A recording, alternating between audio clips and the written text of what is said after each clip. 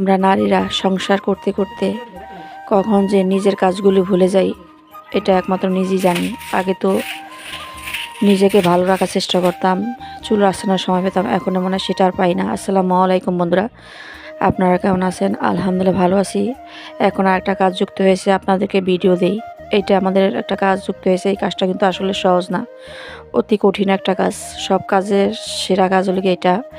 মনে করেন সব কাজ তো শেষ করে দিলাম, কিন্তু এই কাজটাকে আবার সব কিছু একত্রে করে এডিট করে তারপরে ভিডিওটা আপনাদের মাঝে ফুটিয়ে তোলার চেষ্টা করি। তারপরে অনেকে আছে ধাক্কা মারে আবার ভিডিও দেখে না। প্লিজ এই কাজটা করবেন না, আবার ফলো করে আনফলো করে দেন। অনেক কষ্ট হয় একটা ভিডিও করতে। সব রান্না শেষ করে আপনার ভাইয়াকে অফিসে পাঠিয়ে গিয়ে তারপরে এই বাচ্চাদেরকে স্কুল থেকে আনার পরে দুপুরে রান্নার জন্য চলে আসলাম।